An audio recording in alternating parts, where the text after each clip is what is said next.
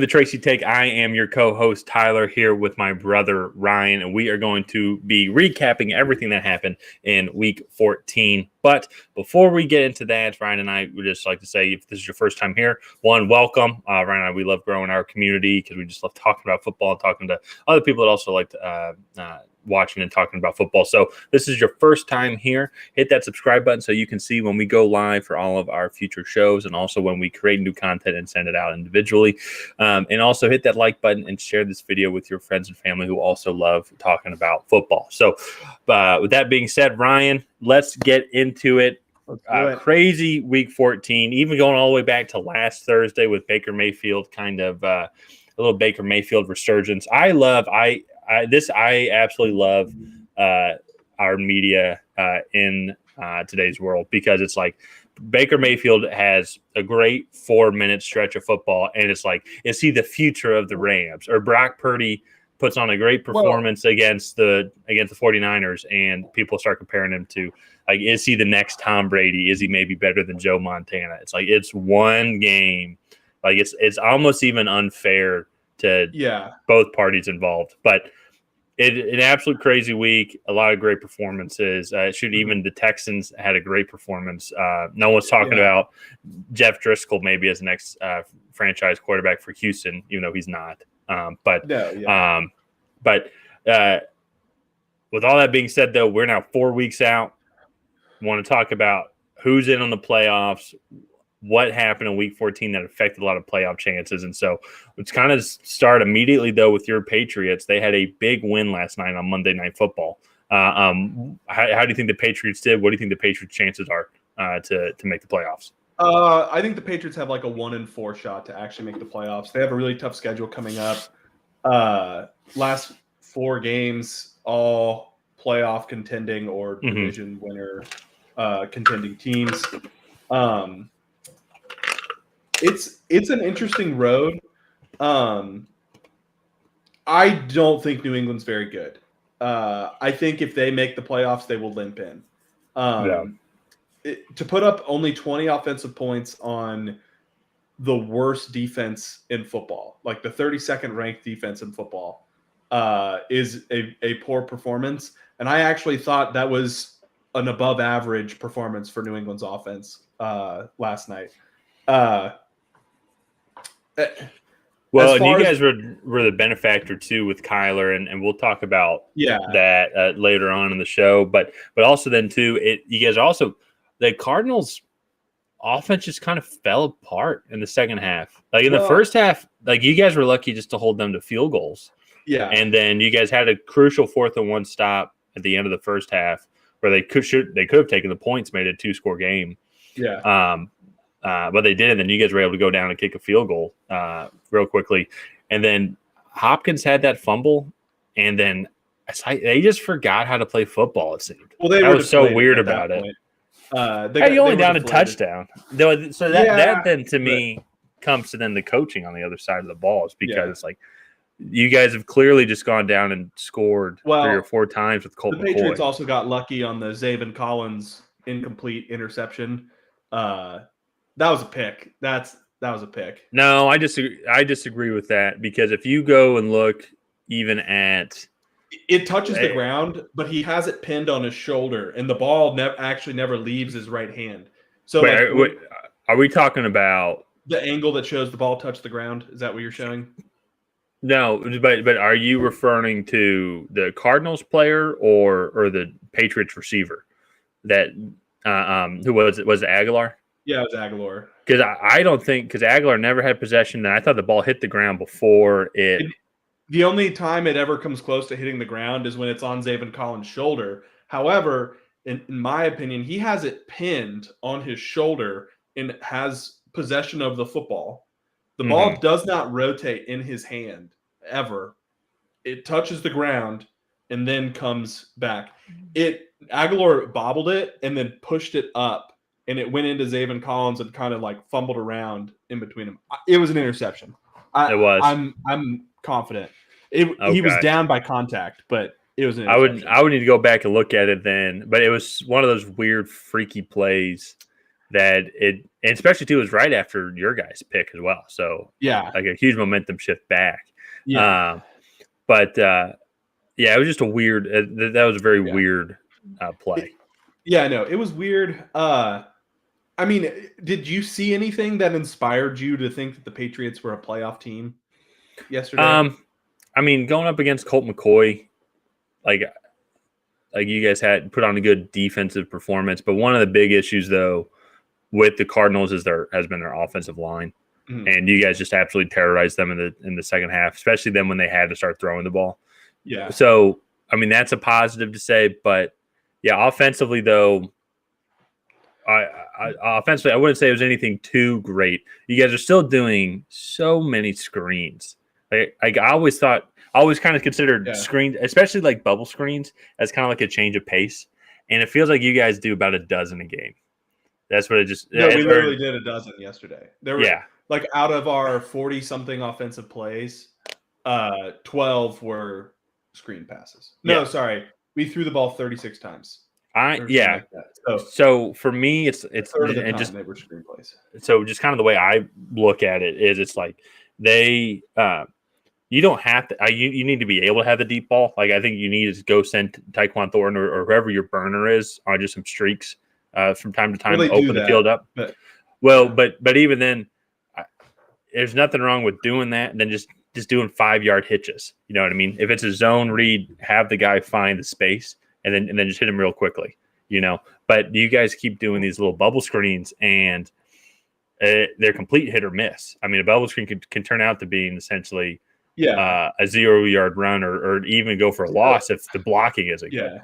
So actually, if you look at what a lot of the teams do with like elite speed guys, like if you look at the Dolphins with Tyreek Hill and Jalen Waddle, they don't necessarily just run them on like go routes.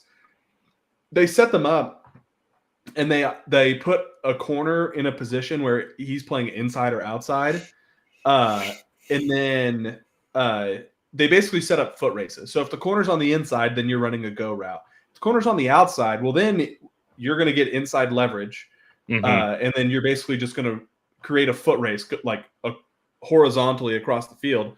And 9 times out of 10, that guy's not going to be able to keep up with you. And so... but what I'm saying though is like in that example, the Dolphins have established that. So then, so then when they do the bubble screen, like it keeps them on their toes.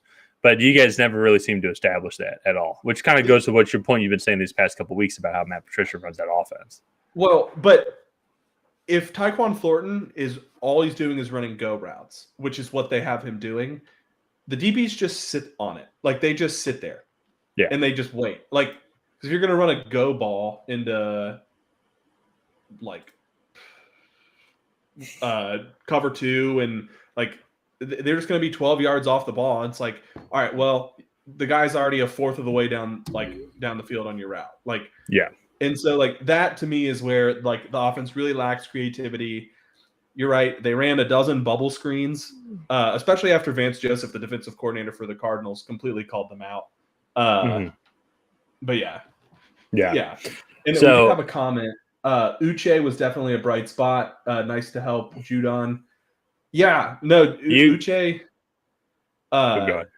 He's become really much of like a pass rushing specialist. He doesn't set the edge very well.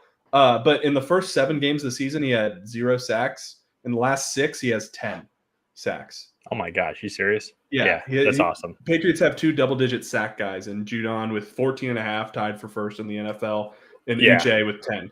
So, well, that's what that if there's a huge bright spot, I mean, and where you guys can make it, because also then we're about to get into the Patriots schedule here in a second, because you guys are going to need some pass rushing help for sure. But it is that like that defensive line is a menace. I mean, Judon's having a great year. Uche had a great game last night. 10 sacks. Jeez, I didn't even know that. Some guys, 10 sacks in a season is great, but it's just the fact that he's had 10 in 6 games. But for me though, and as I said, you're going to need Uche to get another 10 over these next 4 games, because your guys' next 4 games is at the Raiders, hosting Cincinnati, hosting Miami, and hosting Buffalo. At Buffalo. I can honestly see you guys not winning a game the rest of the year. Like the Raiders. To me, there's 2 winnable. There's 2 winnable games left. The other two are not even winnable. The only way it's winnable is if the Bills have the 1 seed locked up. See, but so I've been mapping out. I forgot what the site is. I would promote it here, but they're not paying us, so I won't promote it. But it's going to come down to the final week for the top 3 seeds, most likely. The Bengals, Chiefs, and the Bills are all going to be 14-3 or 13-4, somewhere around that range. Yeah. And the Bills right now control their destiny because even if they play the Bengals week 17 Monday night, they're going. I mean, they win that game. I'm pretty sure they lock up the 1 seed at that point. So that's where it might help you guys. However, though, I don't know that Dolphins game. I mean, it's winnable, yes, but you guys match up horribly against the Dolphins. Well, I would agree, but their defense is so decimated.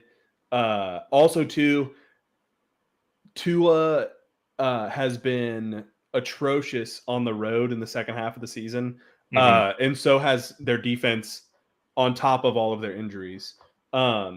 We do actually have a couple comments here. Yeah, go ahead. So, Delusional Patriots fan, when the Patriots get in the red zone and the field condenses, wouldn't Marcus Jones be a good tool there? Do we have a personnel package issue? Maybe that he would be a good tool down there. I personally would like to see more of like a power run game down there. The problem is that Patricia has no feel for like the flow of an offense, right? Like the Patriots, they run plays. They don't like put drives together and like manipulate defenses, right? So, for example, against the Jets, they were running power formation. The second game against the Jets, they were running power formation coming out in the second half, right? 2 tight ends, like running off a tackle, pulling guards, right? Creating numbers mismatch on one side of the field. And that's when they were doing really, really well running the football. And then they get in the red zone, and all of a sudden Mac Jones is in the shotgun doing RPOs. And it's like there's no feel for, all right, well, we have them on their toes. What if we run play action to a tight end over the middle? It's like we could really suck up a linebacker. And you could easily just get a mismatch right there. And they just don't do it. And it's completely on Patricia. With that being said, I still don't know if Mac is the guy. I think he really lacks arm strength to drive the ball into windows in the red zone. I don't know. There's a lot of issues going on with the Patriots offense. I think it starts with Matt Patricia, and then the issues carry on to the field with Mac Jones. Well, it goes back to what I said in week 6, like how Bailey Zappi is the next Tom Brady. I mean, you guys should be starting him, absolutely. No, I'm just playing around. But in all seriousness, though, that was when you were talking about that. My first thought was the connection that Mac Jones and Hunter Henry has. Yeah, they seem to find each other like on a great path. It seems like every single week, and I agree. Even now with how last night your guys' running performance. I mean, should you have Pierre Strong and Kevin Harris have some decent games? Like all things considered, I think Pierre Strong had 5 rushes for 70 yards and a touchdown. Kevin Harris, I think, had 5 rushes for maybe 25 or 30 yards, but still, so splitting the back between those two guys, 10 carries for 100 yards and 2 touchdowns. That's pretty good. When you get into that red zone with how great the connection is between Mac Jones and Hunter Henry, and also, I haven't seen too much Jonnu Smith. No, Jonnu's been kind of a bust of a signing. Yeah, but still, but with Hunter Henry, and then also too with how shifty Jacoby Myers is when healthy, you guys should be doing that. Do a lot of power eye, that play action. Like I agree completely with that. There's no and I think that would fit into some of the deficiencies that Mac Jones might have with some of the strength in his arm that you're talking about. Yeah. So let's kind of move on, though. Let's start talking about the AFC playoff picture and kind of look at what everybody else kind of has going on. So starting with, I'm going to say the top 4 teams here and go with Buffalo Bills, Kansas City Chiefs, the Baltimore Ravens, and then the Cincinnati Bengals because those are going to be the top 3 teams. one of the top 3 teams. Yeah. I mean, for me, I'm actually feeling pretty confident now. I think we can bump Baltimore down to the wild card spot because Cincinnati is rolling, and they have to play head to head. They have to play head to head, and they're going to win because right now they have the same record. Yeah. I mean, Cincinnati. So Cincinnati's playing Bucks this week. That's a win. Yeah. Patriots next week. That's a win. The Monday night game, week 17 versus the Bills. That will be the game of the year up to that point. I mean, that's going to be great. Huge. And then in week 18, actually, Cincinnati plays Baltimore at Cincinnati. Baltimore has to play the Browns, but Tyler Huntley got a concussion last week. He left, so we don't know if he'll be playing. Don't know when Lamar Jackson's going to be coming back. So I think it's Anthony Brown. I think I saw what his name is. I mean, we'll just have to see. Like, I have no idea going into that game. Definitely going to need to monitor the injury report. But Ravens that play the Falcons, and then the Steelers, and then the Bengals in week 18. And they can lose to the Falcons and the Steelers. It's not that either team is that great, but I think the Steelers would have beat the Ravens last week if Kenny Pickett also didn't leave for a concussion. There were a lot of concussions this week.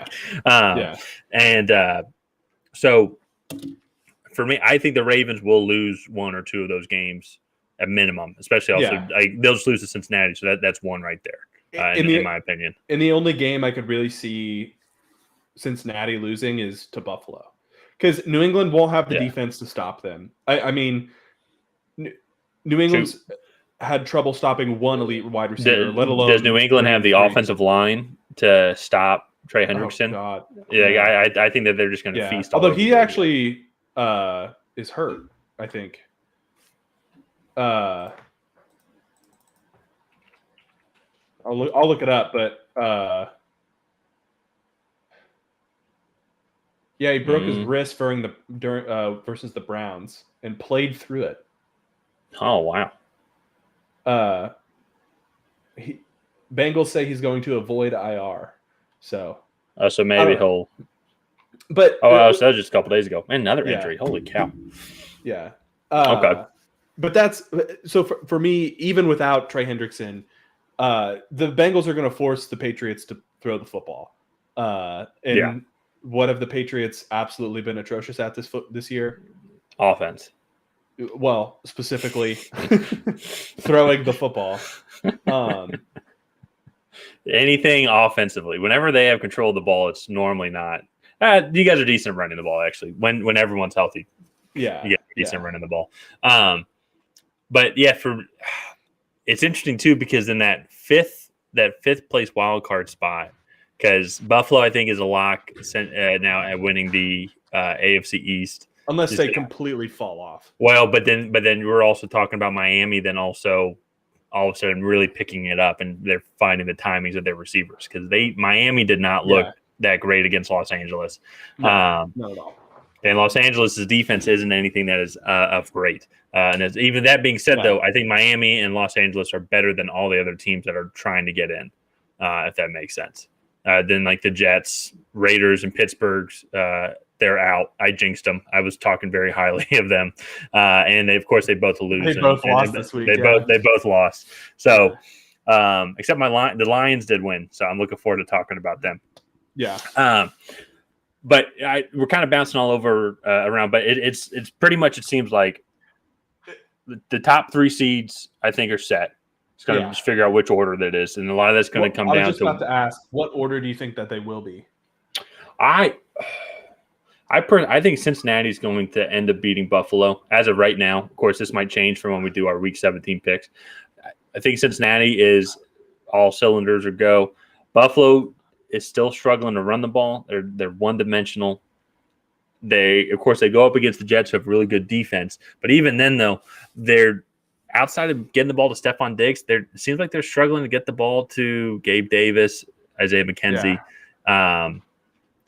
They don't quite have all the layers to their offense that they did last year with Brian Daboll. Absolutely. Yeah. It just seems like they're just one layer, They're not like Shrek. They're not an onion, Whether you peel them apart, then there's layers. But so I think then we had to look at tiebreakers, but then I think that would put the Bills then down to the 2 seed. I think, and Kansas City at the 3 seed. I think. Yeah, because Kansas City's lost to both of them. So Kansas City has lost to both of them. Yeah. So I don't know how the tiebreakers work if they all have the same record. Well, but Cincinnati beat both of them, so that would put them ahead for sure. Yeah.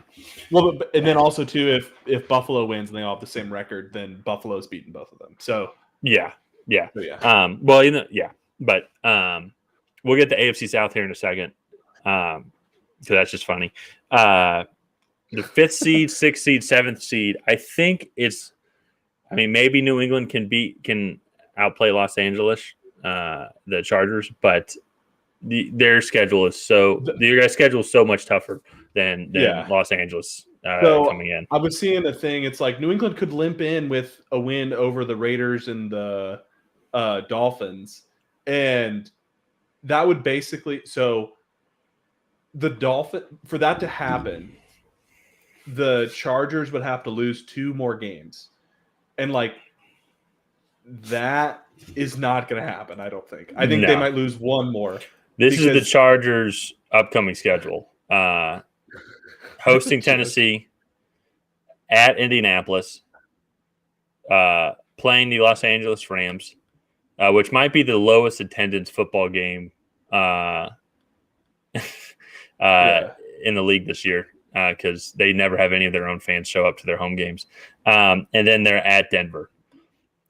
I mean, I'm thinking worst case scenario for the Chargers is they only lose 2 of those games. I think that they're better than Titans. I think they're going to beat the Colts.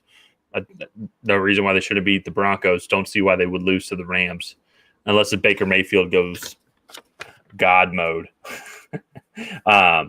So I look at their schedule and I look at your guys' schedule and I just don't see how the only other aspect you guys might be going for is if Miami continues to tank, and then you guys do play Miami, and if you guys can beat Miami. Yeah. So Miami has a really tough upcoming schedule. So right now they're 8-5. They have to go to Orchard Park and play the Bills on Saturday at 8:15. Then they play Green Bay at home, which, with the way that defense has been playing, could be a high-scoring matchup.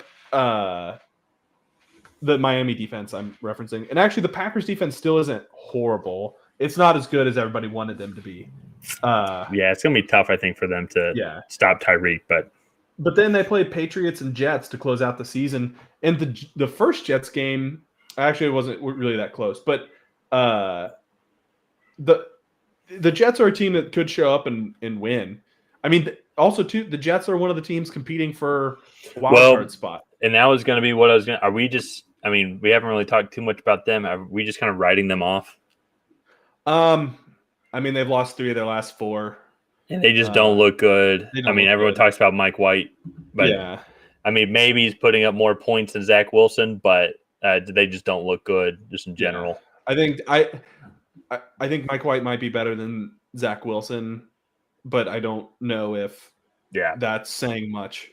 I'm very curious to see what happens with Zach Wilson, because I feel like there would be a team that would take him. He's still second overall pick. Yeah. I would probably trade Mac for him right now. Yeah, maybe. We'll have to see what the Jets do, because they also have a tough schedule. But let's wrap up the AFC here real quickly and talk about the AFC South, because it is not a lock that Tennessee will win. I think Jacksonville has a legitimate shot. They play again in Jacksonville. I think that is week 18. Tennessee, and as I've been saying all year, they are not a good football team. I want them to do well living in Nashville, because then everyone's happy. Well, not everyone, but most people in Nashville I don't feel like are Titans fans. I think there's a lot of people like me who came from somewhere else. And they come for him. Yeah, if I lived in Jacksonville, I would be feeling the same way.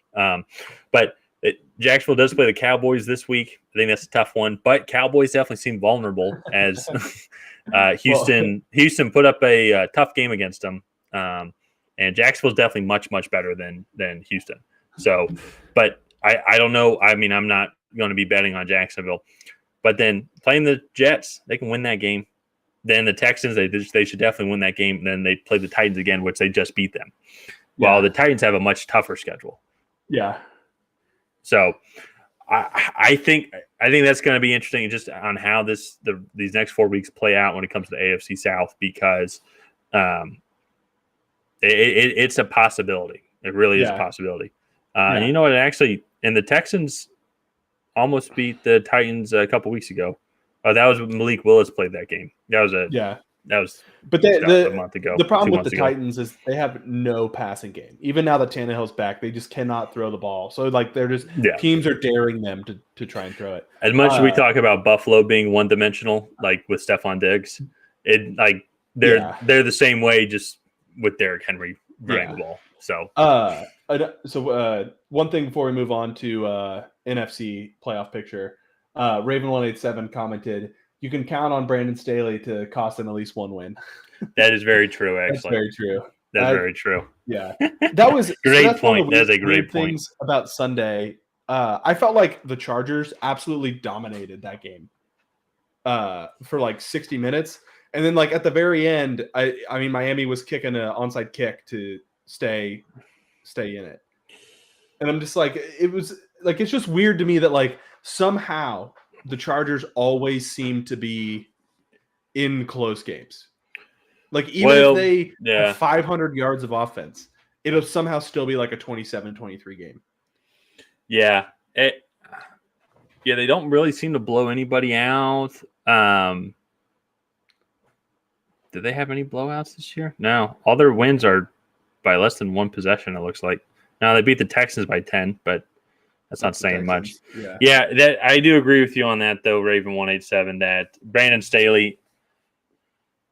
No, I mean he's not pushing Mike McCarthy-esque yet, but I mean, I don't know. He cost them the playoffs last year, so it is.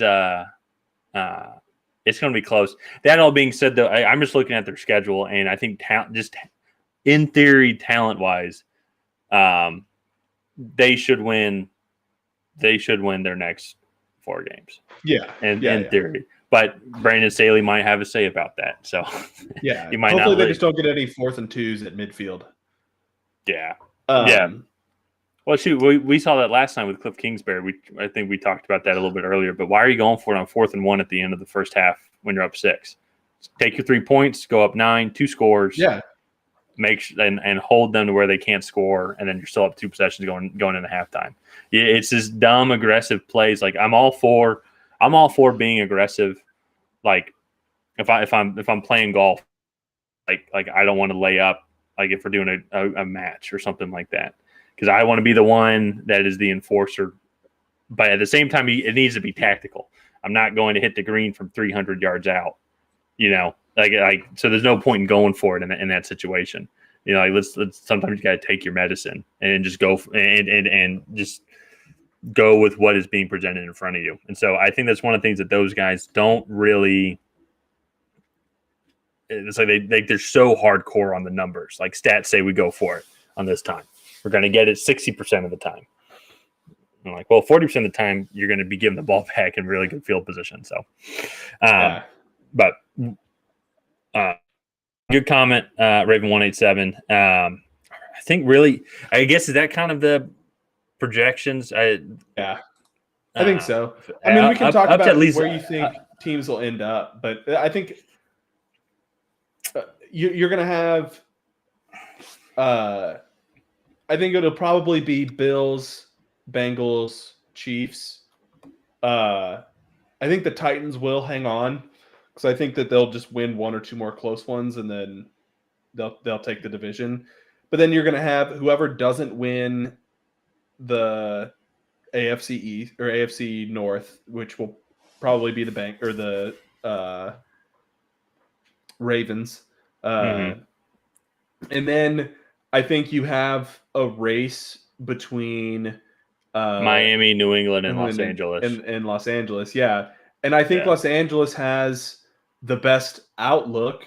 I don't know. We'll have to see. I mean, I think Miami's definitely the better team between them and New England. Yeah. But I mean, I think New England has a coaching advantage with Bill Belichick, with his experience. And I also think New England might be getting healthier at that point, getting all 5 starters back on the offensive line. Jacoby Myers and Devontae Parker should be back at that point. Mm-hmm. Hopefully Jack Jones is back for the Patriots. He got hurt as well. Yeah, I saw that. And it's like the Dolphins' defense is horrible on the road. Their offense in the second half of the season has been not as nearly as good as it was the first half. So I really don't know. It's a crapshoot for those last 2 spots. Yeah. Who is my, because the past 2 weeks they've gone up against, well, I wouldn't say the Chargers is a great defense, but they did go on a run, but they played the 49ers. They got smacked. Yeah. Texans should have won that. Or they did win that, but and the Browns they should have blown out. They did. Justin Fields put up 32 against Dolphins, but they were able to pull it out. They got kind of lucky in that game. That's a good win against the Lions, who we're about to talk about here in a second. Yeah. I think they played the Steelers at the right time because I don't think TJ Watt was back yet. No, he came back against the Bengals. Yeah, but so to me, it's essentially now it's down to 8 teams. Well, 9 if you include Jacksonville going for the AFC South division, because one of the teams going to be going there. So, man, the Souths are not having good football teams, AFC and NFC. They like playing college football better. I think that's what it is. Yeah, I think even the football players pay too much attention on Saturday on what's going on in the South here. But I think that's a good transition. Then talking about the NFC playoffs and let's get the South out of the way. Shockingly, all 4 teams are in playoff contention. Including even going down to the 4-9 Saints all the way up to the 6-7 Buccaneers. For me, the Bucs just look awful. Like everyone they does. Fair, but it's. But there's still some good. Like even like with the Panthers, for example, they have a good defense. Like that is a good. The Bucs defense is good. I don't know that. I think the Panthers is just objectively better. Like I mean, they're able to hold these teams to. Like it's tough to score on them. Yeah. The Buccaneers now, of course, the Buccaneers are playing tougher competition since they won the division last year, but it seems much easier to score against those guys. Because even in the Panthers earlier in the year put up 21. Mm-hmm. The Saints should have put up way more than 16. They got lucky that the Saints only put up 16 points on them, having to settle for field goals, drop passes in the red zone. They could have led to touchdowns. Chris Olave, I know, had a wide open one. So the Bucs, obviously all those teams are vulnerable, but the Bucs seem extremely vulnerable. And I'm only targeting them right now because it's Tom Brady and they're leading the division right now. They have a tough schedule coming in. Yeah. And that for me, I think the Bucs will come away with that division. I think if you look, they still played the Falcons head to head and the Panthers one more time, right? Well, and the Panthers shut them down to 3 points earlier in the season. Yeah. And that was when the Bucs I'm pretty sure Chris Godwin was back by then when they played. So they shut them down to just 3 and points. Mike Evans played in that game, but Mike Evans dropped a 75-yard touchdown pass. I don't know if you remember that. It was the third play of the game. To me, I just think the Bucs, they have a really tough game coming up against the Bengals. But then I think you look at the matchups that they have with the next 3 games. I think they'll end up winning the last 3 and going to the playoffs. Just because Cardinals without Kyler Murray is not a huge threat. Yeah. And that's a horrible defense. And then Panthers in week 17. I think they'll win. That's at home. That'll be a big division game. Yeah. And then the week 18, they're at the Falcons, which the They should win that one. I mean, because Desmond Ridder is going to be starting now. He's their rookie third-round pick out of Cincinnati. Yeah. He's going to be starting the final 4 games for the Falcons. They're going to kind of be seeing what they have here. So that one, I think they can win. The Panthers one, I think is going to be a lot tougher than I think people will give them credit for. Yeah, it's not going to be a 35-17 win. I think it's going to be a 13-10 type of win. Yeah. But and then because the team I also think the Saints are playing good football. They just haven't been able to put wins together. I think they're going to beat the Falcons next week. Spoiler alert on who I pick in that game. So it's just going to kind of all depends on who's just able to put together enough good football. Because even with the Panthers, it seems like they have been able to run the ball still consistently well, even with Deontay Foreman and Chuba Hubbard ever since they traded Christian McCaffrey. So they at least also have that going for them well on offense. Yeah. And then with their defense playing really well, that they're just a tough team to play against on any Sunday. And the Saints, they have a good defense as well. And with Andy Dalton, he provides at least some consistency, something that Jameis Winston was not able to ever provide. No, yeah, I agree. Andy Dalton does have that team playing well.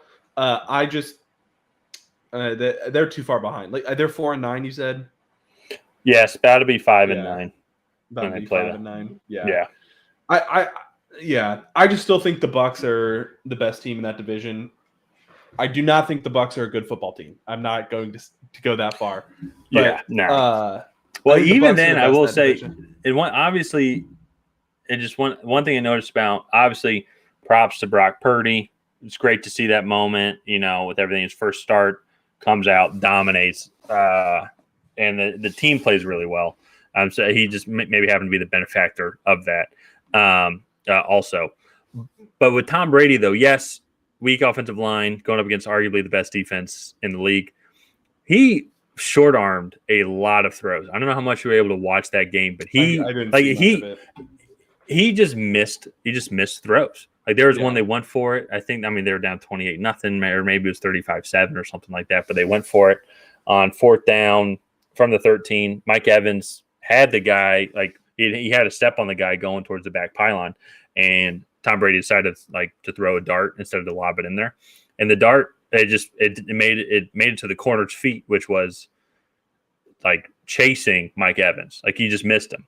So it was just something like I would have expected that from Brock Purdy, would not have expected that from Tom Brady. So that's why it was an interesting kind of dynamic. And he's just all in all, that whole offense looks like it's in fits. Seen on the sideline, Tom Brady and Mike Evans debating, I think is the nice word to say, on what should be going on in the offense on the sideline. So I'm just very curious about that. And it's interesting, too, because then when you compare it to the AFC South, at least we know 2 of the teams in the AFC South, they're not going to be winning the division. But now we have all 4 teams are still in contention. It's going to be wild. It's going to be an awful wild ride. Yeah. It's going to be one of those horrible teams going to make the playoffs. Yeah, no, I agree. That's so for me, again, I still think Tampa Bay makes it, but that division is abysmal. They are so bad. Well, it reminds me of the NFC East. What was that when the Commanders went 2 years ago? Yeah. Yeah. It was they went, they won the division at 8-9, I think. Something like they're 7-9, I think, or something like that. Yeah. Yeah. No. Yeah, 7-9. Yeah, before they went to 17 games. Yeah. Yeah. So. But I'm looking forward, though, to the next couple of years, because I think the Falcons have put themselves in a good position, because we don't know what's going to be going on with Carolina and their head coach, or the Saints. Saints are going to be in salary cap hell. Don't know where they trade away a lot of the draft picks. Tampa Bay, who knows what's going to be happening with Tom Brady, their upcoming quarterbacks. As he keeps getting older, or at least we would think his projections would keep coming down. There have been some bright spots with the Falcons. So hopefully this will kind of get to the point where they'll be able to win the division here pretty consistently hopefully soon. So play some meaningful football games. But let's talk about something positive, which is just the rest of the NFC. Because there are some fun division matchups. Actually, every other division has multiple teams to be very intrigued about. So I say let's just start out, obviously, with the number 1 seed. The Eagles clinched a playoff berth this week with their win over the Giants. Anybody in the NFC you think that can beat the Eagles? Yeah. I think the 49ers can. I think the Cowboys can. See, I don't think the Cowboys can. I mean, I think that this week proved it. I mean, talent-wise, I think the Cowboys can. It just they never seem to play consistent 4 quarters. The 49ers, I agree with you on. I hope that is the NFC Championship matchup. So, I think that would be a great matchup. So I think the Cowboys can. 1, it's a division rival. 2, I think the Cowboys can go in there and mess with Jalen Hurts. They might be the only team I think that could consistently get pass rush against this offensive line. And then I think on the other side, they run a offense that's hard to cover because they don't they have CeeDee Lamb, yes, but then they also have the 3 tight ends, Jake Ferguson, Dalton Schultz, and then Peyton Hendershot, the tight end from IU, yeah. And then Michael Gallup, and then they just signed T.Y. Hilton, actually. And then they have a few other supporting cast. Noah receivers. Brown, I think James Washington as well, and so they have a good diverse and crew. That's not like the Vikings where it was all right, Darius Slay, you cover Justin Jefferson, and we'll get everybody else. It's not like that. It's a lot harder to cover. And not that long ago, I know that Philly added AJ Brown to that offense, but was not that long ago when Dallas put up 55 on Philly. Mm-hmm. So I think Dallas is definitely one of those teams that could do it. Yeah, they did have Amari Cooper though when they did put up 55 last season on them, which is a big change. There's a big difference between Amari Cooper and the Michael Gallup. That was when Amari Cooper was kind of on the downslide though. It was really the CeeDee Lamb show when they did it. Maybe. I mean, when you say Amari Cooper's, I think he's having a great year at Cleveland. But that's a separate conversation. Yeah. So, and they're playing, I believe, in week 17 or week 16. Yeah. Weeks. Okay, so it'll be next Sunday then. So I think that. Well, obviously, we're going to learn a lot from that game because last time they played, it was Cooper Rush. It wasn't Dak Prescott. So we'll have to see if that is a big difference. The thing for me, though, is when I watch the Cowboys, outside of the Minnesota game, it seems like they'll have a half where they're just an okay team, and then they'll have a half where they're arguably the best football team in the league. But when you go up against Philadelphia, though, Philadelphia normally strings together a good 4 quarters of football. And so they won't be able to have that lapse of judgment. Now in this game, it will be in Dallas, so that's where that might benefit them. But that being said, I think it is still I just see more outcomes where the Eagles win than Dallas. Not saying that they can't win. The 49ers, though, I agree. I think the 49ers. They're leading the division now. I think, are they 2 games up on? They're 9-4, and Seattle 7-6. Yeah, so they're pretty much locked. Have the game locked up, and actually, I think they're even playing this week. I think they can play. Lock up. That's the Thursday game. Yeah, I think they can lock up the division if they win that game. And man, say it every year. This Kyle Shanahan's offense. I mean, he's arguably the best offensive mind. This 49ers team, so we'll talk a little bit about some of the injuries in the NFL and whatnot in a second. But this 49ers team, I don't know how they do it, but they lose key players every week, and it just doesn't seem to matter. Offensive scheming. I mean, just go look at why, so the touchdown pass that Purdy threw to Ayuk, underthrown, actually a horrible throw. But because of the scheming, Ayuk was able to get around the defense and was wide open. Like defense was all looking to the left while I was looking to the right while Ayuk was running behind them up the left. So Purdy just had to just throw it there, and he had plenty of time. Because if you actually look at it, Ayuk had to stop, wait a second, and then catch it, and then kind of fall into the end zone. So to me, it's all Kyle Shanahan. I know we talk all about Mike Vrabel being like coach of the year because that Tennessee team sucks, and yet like they're winning the division right now. This 49ers team is not. This defense is one of the best in the league. I think. I mean, what the league would want to see and what we would all want to see is a 49ers Philadelphia NFC Championship, because that would be we will probably see it. Probably. I mean, it would. I don't really see Minnesota winning that game, and honestly, even with my projections, we'll talk about that here in a second. I don't see Minnesota actually making it out of the first round based off the team that they play. So I'm looking forward to talking about that here. The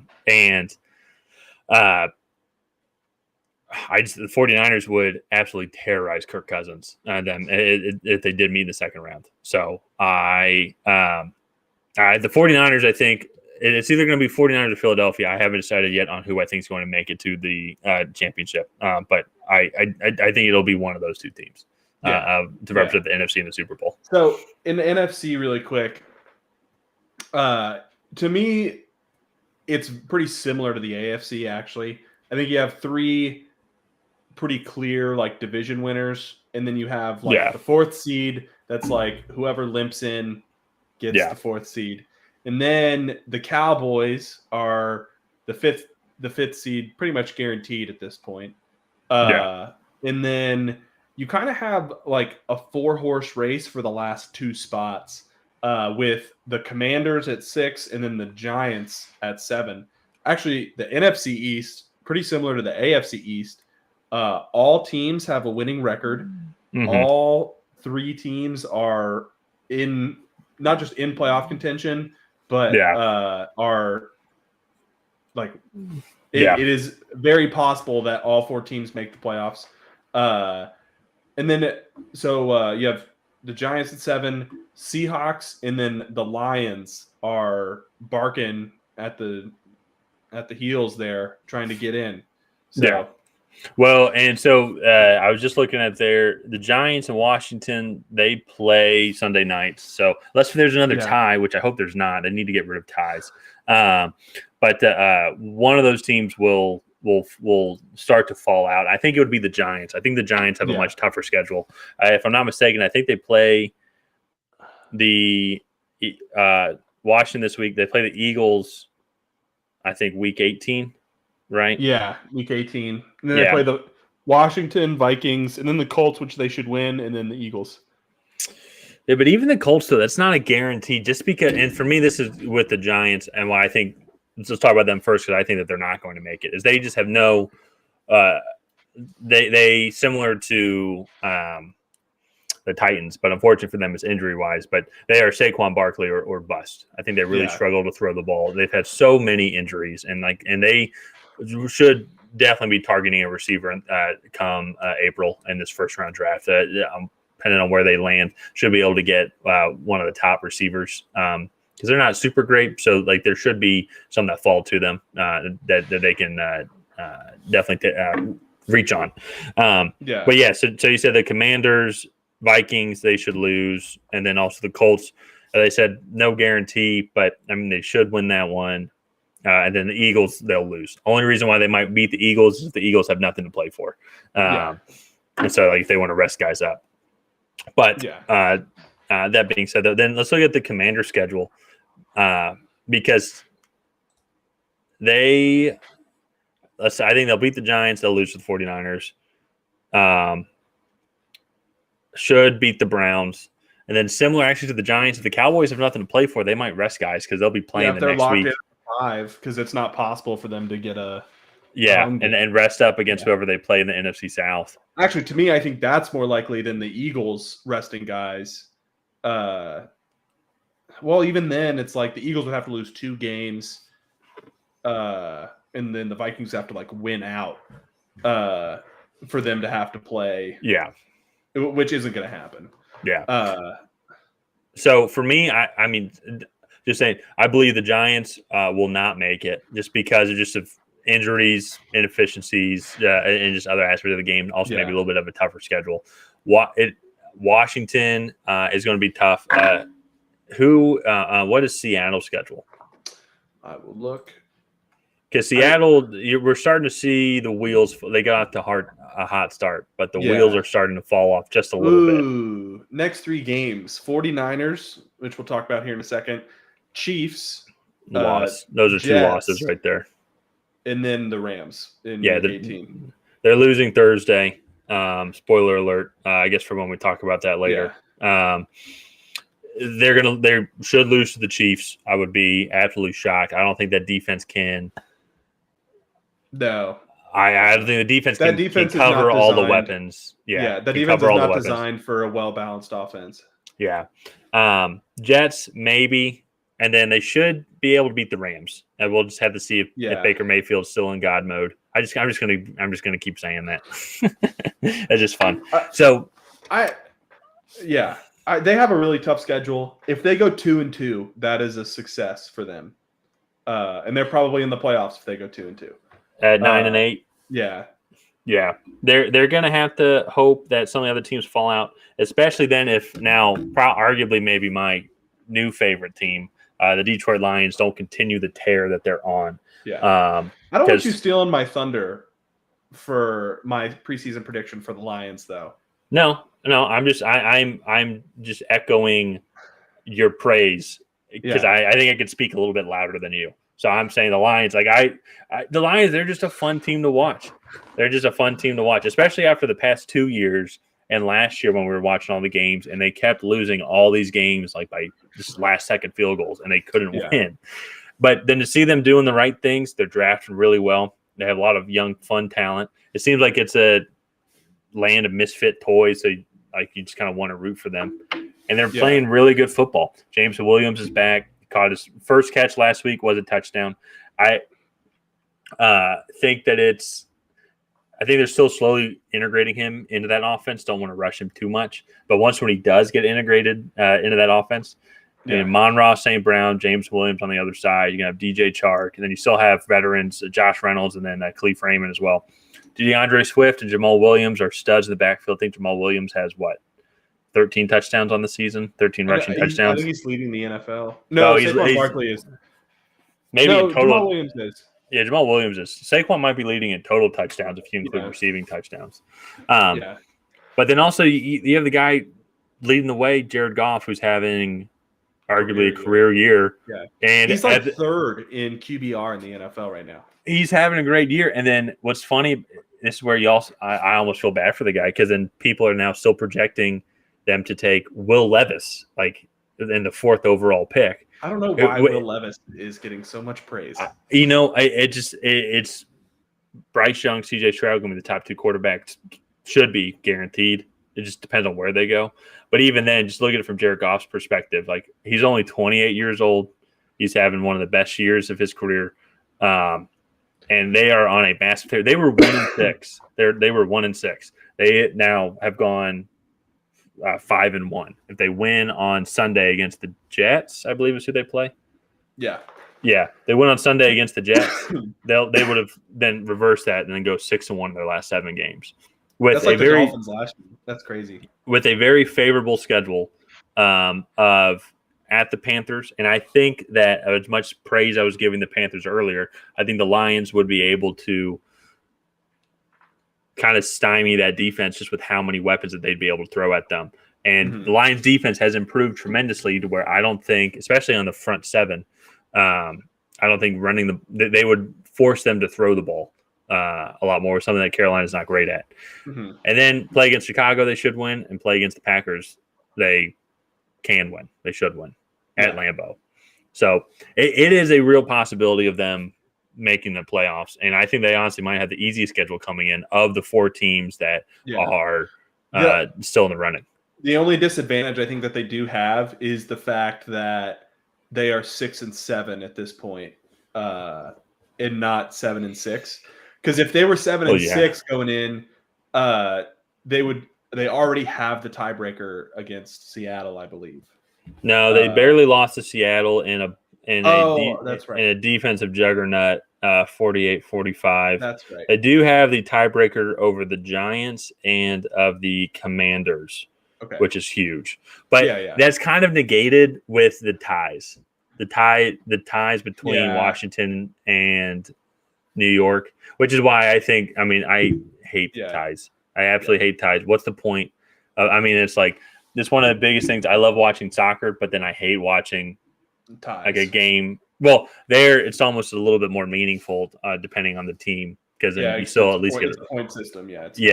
But even then, it's still a little anticlimactic, kind of a tease. Not kind of a tease. It is a tease, but I just like the feel for the Lions. I think that they are grooving. I think they're having fun, and I really want to see them. And this is why, going back, let's say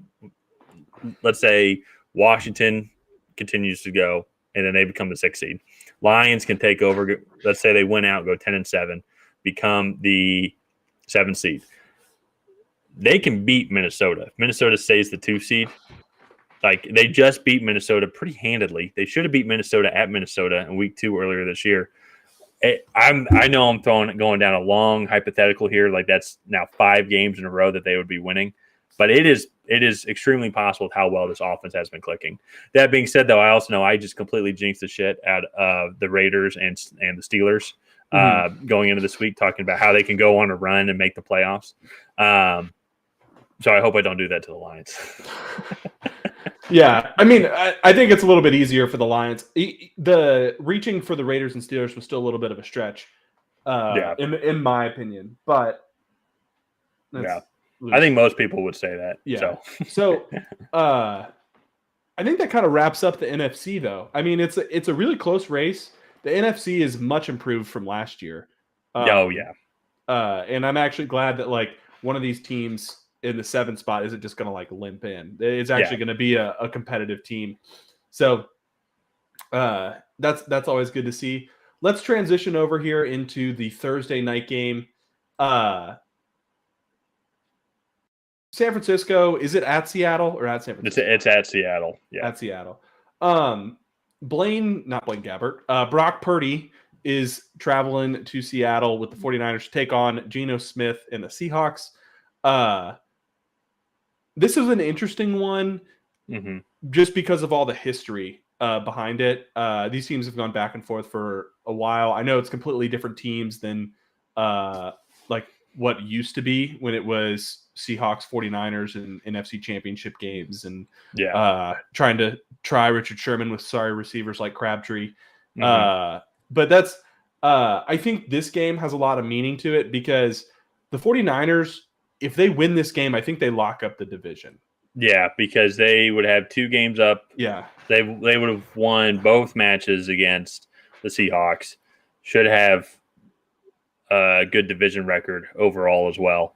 And then just in general, 3 games up on Seattle with 3 games left to play. Yeah. And so it's just a big game. I think I'll spoil my prediction now. I think the 49ers are going to win.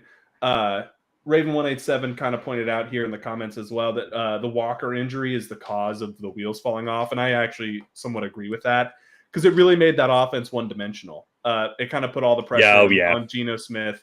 And that's a great point. It's really hard, I think, for Geno Smith just to do it all. And also, too, if that run game isn't really a threat, they're just going to put 6 guys back and then 5 guys back and then leave 6 kind of in the box. Shoot, San Francisco could send 7 guys back and they would still have trouble protecting Geno Smith and running the ball. Is it Nick? I always get a mess up, but the Bosa brother, is it Joey? Nick Bosa is. Damn it! I had a 50-50 shot. Yeah. He's going to absolutely terrorize that offensive line and Geno Smith all night. They won't be able to really run the ball extremely well. We saw that against the Saints and shoot against Miami, and then also shooting in Tampa Bay as well. They were just able to absolutely get after the quarterback without sending much of any pressure, which is huge. That's absolutely huge that they're able to lead back 7 guys most of the time. And then even when they do blitz a guy, they're normally very comfortable with 6 linebackers, corners, and safeties back there. So that's a great point about Kenneth Walker. When did he go down again? Was that it had to be a couple weeks ago. Yeah. And actually, have they won a game since then? I do not know. Because I know, obviously, they lost this past week. Yeah, they barely beat the Rams. Yeah. John Walford led Rams. Yeah. But they've lost 3 of their last 4. And I want to say he got hurt against the Cardinals. Oh, yeah, because then they went to London to play the Bucs. Yeah. Yeah. And then absolutely got destroyed by Josh Jacobs. Barely beat a John Walford. Is it John Walford or John Wofford? Yeah, I think something like that. God mode's back up now, I guess. But yeah, I'm very curious to kind of see. Do you think Seattle, let's say Denver keeps doing Denver things, especially now with Russell Wilson out? I'm going to guess at least out for 1 week with a concussion, with how awful that hit was. And I think Brent Rypien will be their quarterback. Let's say they continue to lose out. What do you think Seattle does with the 2nd overall pick? Do you think that they get whatever quarterback is still available that Houston doesn't take? Do you think they go defensive line, which they would love to get defensive line? I mean, they're going to be able to pick really whoever they want if they have the 2nd overall pick. Which route do you think that would be best for them to go? I have no idea. I don't know. I think it's kind of hard to get rid of Geno Smith in a MVP season. You know, like I feel like that's that's like after an MVP season, like an MVP caliber season anyway. He was in the MVP caliber season for him. I don't think that is. I don't think there were talks for the first 10 weeks of the year that he was an MVP candidate. Yeah. So, yeah. I mean, that's just kind of like I feel like that's kind of hard to do. But no, that's how you said. That also might be me not being overly sold on this quarterback class as a whole. Yeah, no, I agree with that. So I don't know. Like, if you're looking at like Will Anderson, Jalen Carter, that's hard to pass on because it's like those guys are elite pass rushers. Yeah. Right. And you've seen like what those have made, how big of an impact those guys have made in the NFL. Yeah. So far. I mean, I'm just thinking also about who you're going up against in the division.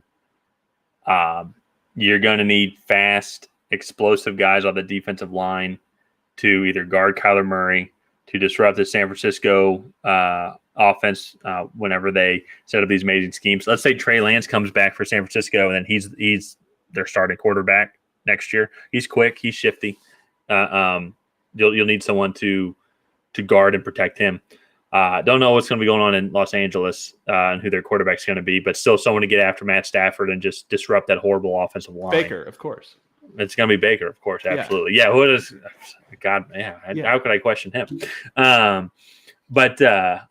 So yeah, I agree with you because I'm not entirely sold that if Geno Smith is playing this well, let's give him another shot. You can draft a quarterback much later on in the draft that you can maybe, if a developmental guy that you like, maybe give Geno a 2-year contract, still have him grow.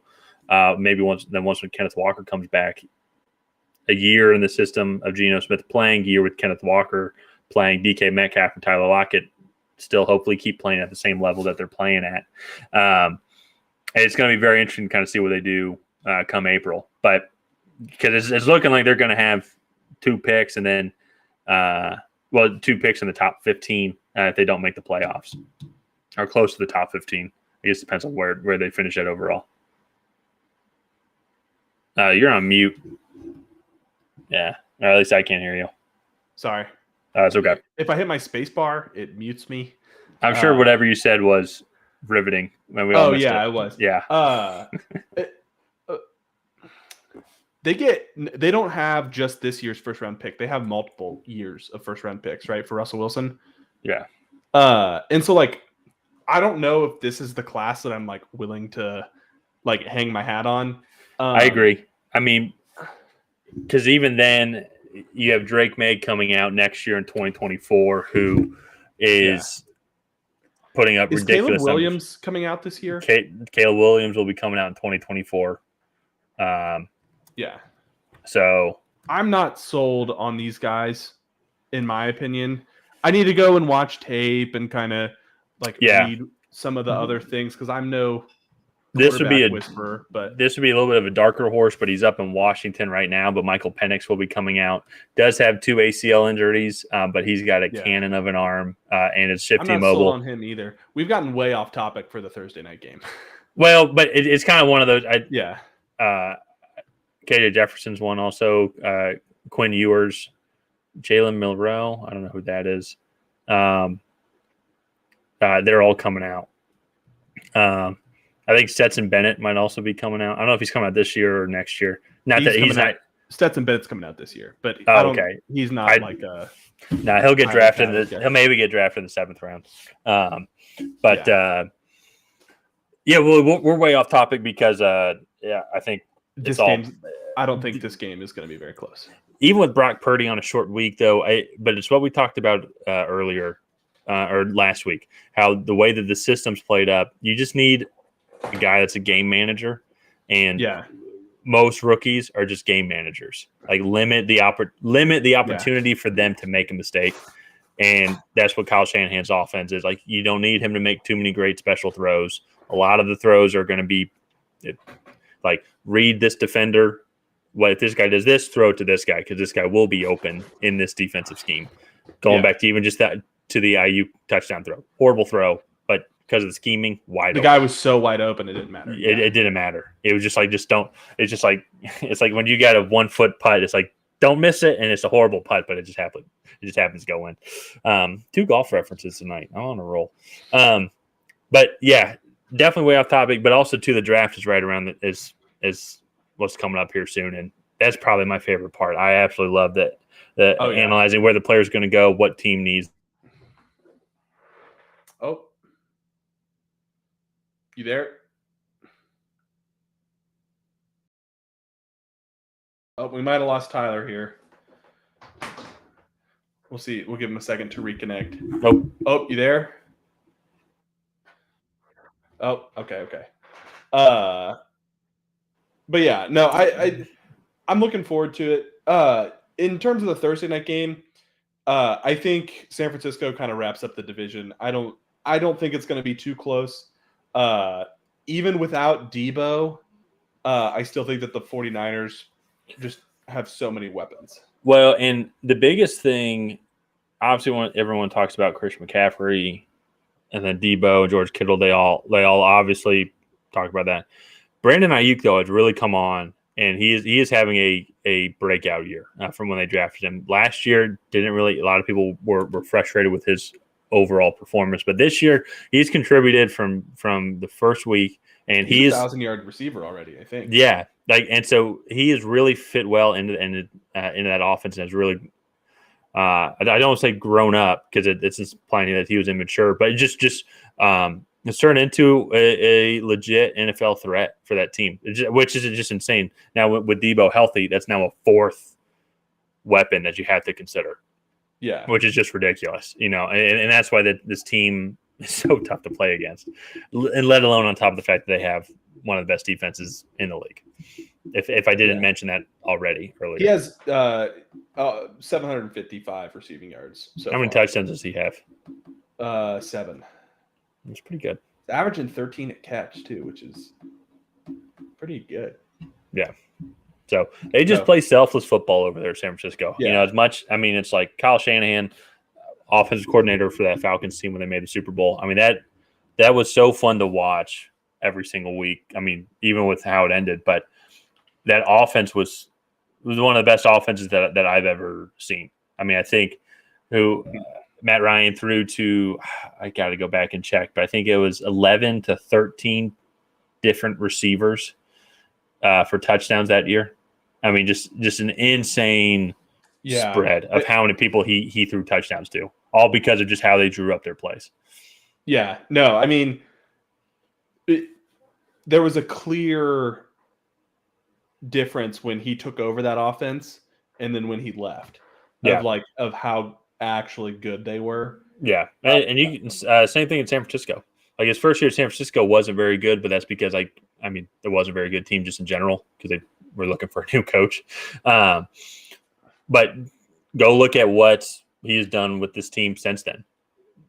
Another Super Bowl run up, another fourth quarter blown lead.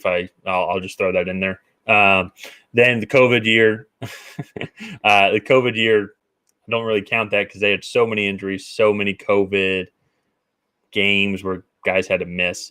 Then last year, we're just a couple seconds away from going to the Super Bowl again. Yeah. So yeah, they only lost by 3, I think. So by 3, and this team's definitely better than it was last year. Yeah. Oh yeah. So I think it'll be a fun game to watch. I don't necessarily think at any point Seattle will ever really be like a serious threat. The only thing I think Seattle has going for it is the fact that they now have a full game's worth of tape on Brock Purdy, and they might be able to attack him in some way. But even then, I just don't think that will really affect it at all. Well, yeah. Well, that's one of the things. They all want to talk about how great Brock Purdy played, which he did play really well. I'm not taking that away from him. But if you look at, I think he only threw for like 180 yards. Like he didn't really throw. I think the Ayuk pass was the longest pass he had. I think he had one to Christian McCaffrey as well. Yeah. That was maybe that same length. McCaffrey was actually a decent throw. That was a really good throw. I mean, because he had to throw it in a window. Outside the numbers. Yeah. It was what does Darren Orlovsky say? It was an us or no one type throw, and it was perfect. Yeah. So, all right, final predictions. I think it's going to be a little bit closer than you give it credit for. But I think this San Francisco defense, I think, is just going to shut down. Yeah. And so I think it's going to be, I'm going to say 24-17. I was going to say 30-24. Okay. But like, I think it'll be you made it sound like it was going to be a blowout. No. Like, I think it's going to be like a 30-17, 30-13. And then it's going to be like, all right, Seattle's going to go get a garbage time touchdown. And then all of a sudden it's going to be 30-24, 30-20, like type of game. So it's going to look closer on the scoreboard than it actually was. Yeah. So yeah, that's true. yeah. So, but it'll be a good game. I do think San Francisco is going to wrap up the division here. So, yeah. But do we have any other questions or comments that you want to address?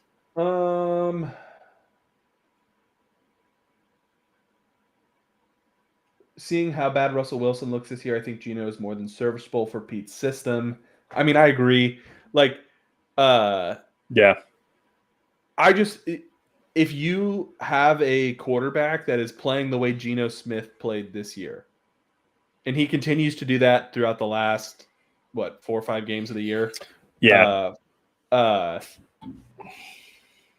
like, to me, especially at Pete Carroll's stage of his career, are you like willing to start over?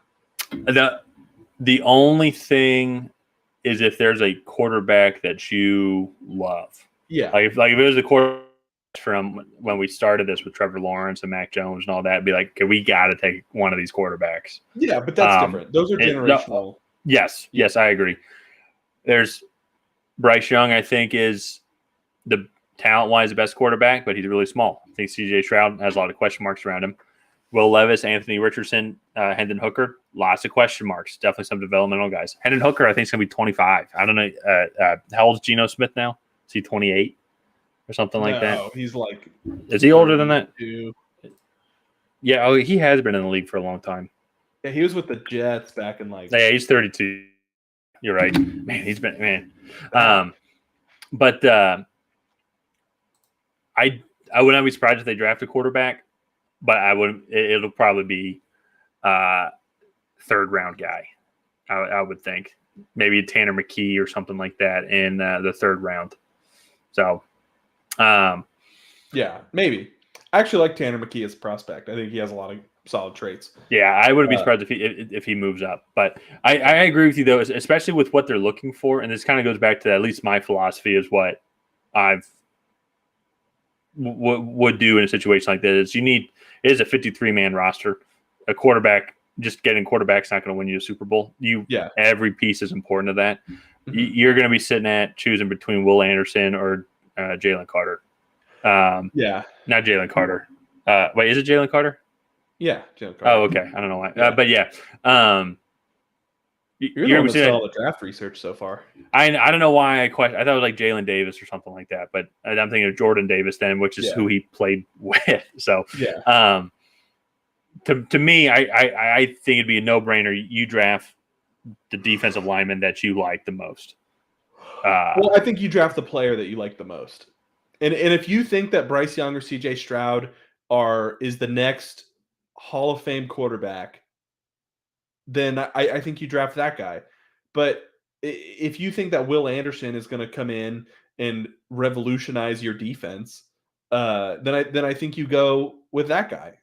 So, and you're frozen again. He totally just missed that whole take. All right. Well. Oh, and he left. All right. We're going to wrap up the episode of the Tracy Take right here. Thank you guys for tuning in. If you have not already, please go ahead and like and subscribe and hit that bell notification so we can send you guys notifications every time we go live. Other than that, we will see you guys next time.